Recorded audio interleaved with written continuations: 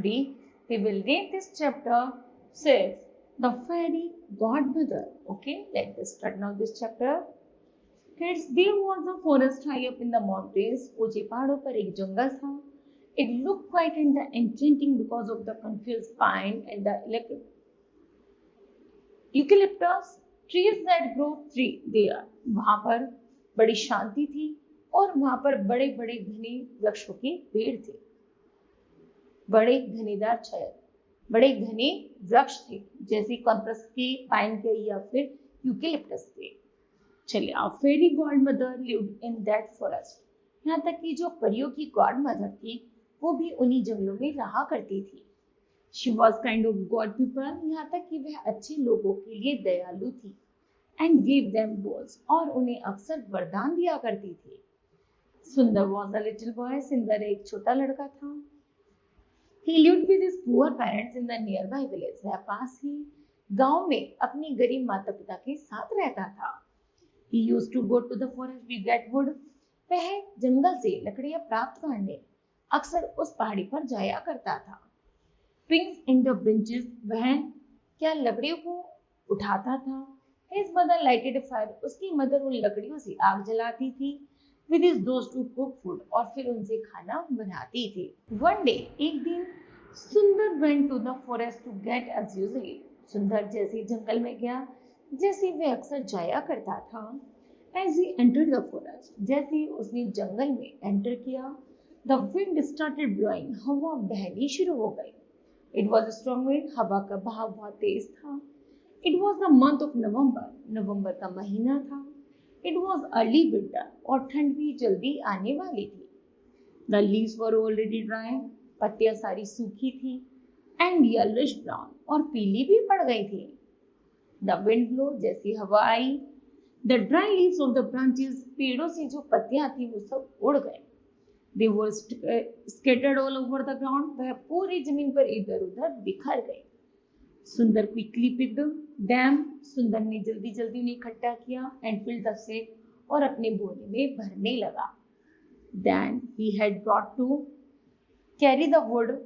फिर उसने कुछ लकड़ियों को उठाया, पत्तियों के साथ रखा. After he had collected sufficient leaves. अब उसके पास पर्याप्त पत्तियां उसने भर ली थी. Twigs और branches भी. He turned back to the home. जैसे वह घर वापस लौट रहा था. He had walked a few steps. कुछ कदम ही चला था. वह जब he saw a bird at the distance. उसे कुछ दूरी पर एक पक्षी दिखाई दिया. It was lying on the ground. वह जमीन पर पड़ा था. And fluttering its wings in pain. और दर्द के मारे अपने पंखों को फड़फड़ा रहा था. सुंदर went close to it. सुंदर जैसे उसके नजदीक गया. He found that the bird was wounded. उसने देखा पक्षी को क्या घाव हुआ है, अर्थात पक्षी को चोट लगी थी. It was bleeding at the neck. और उसकी गर्दन से खून बह रहा था.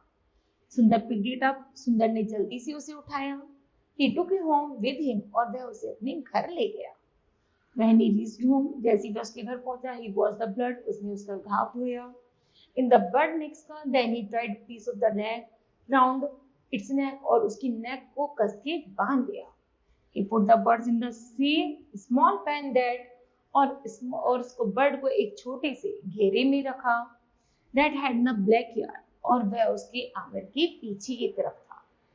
He gave it some grains to eat. फिर उसने उसे खाने के लिए कुछ दाने दिए. The next day the bird was trotting about the pen.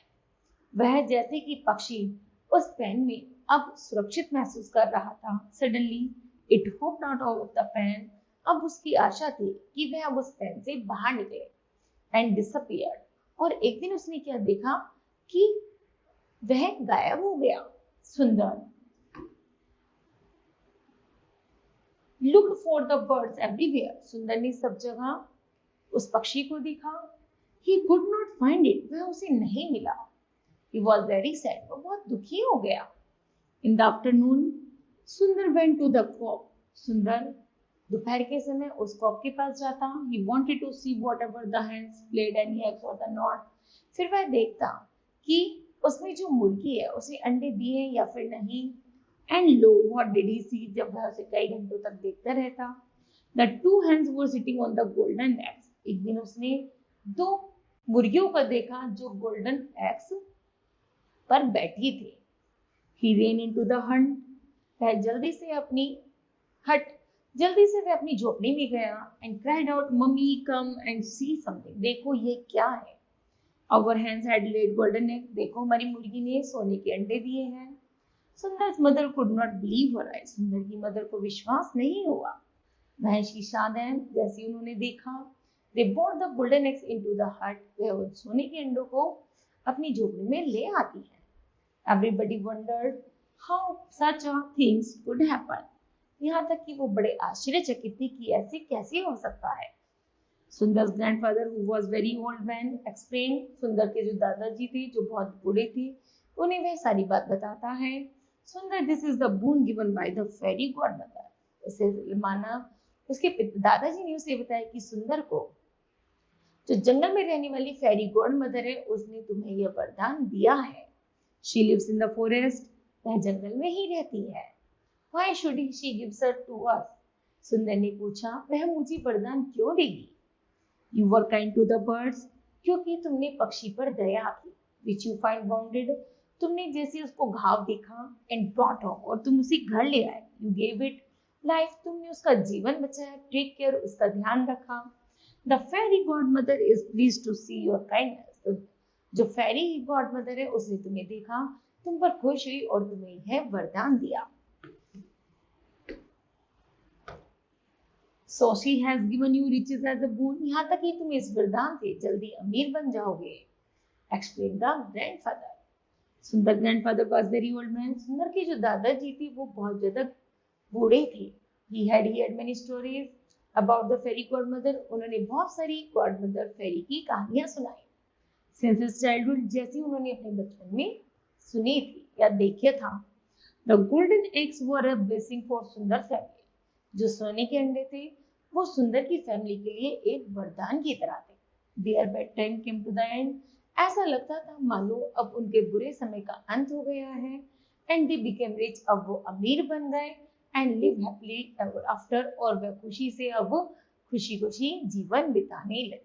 Okay, now kids, this chapter will be completed. I hope that you understood that. Thank you. Have a nice day.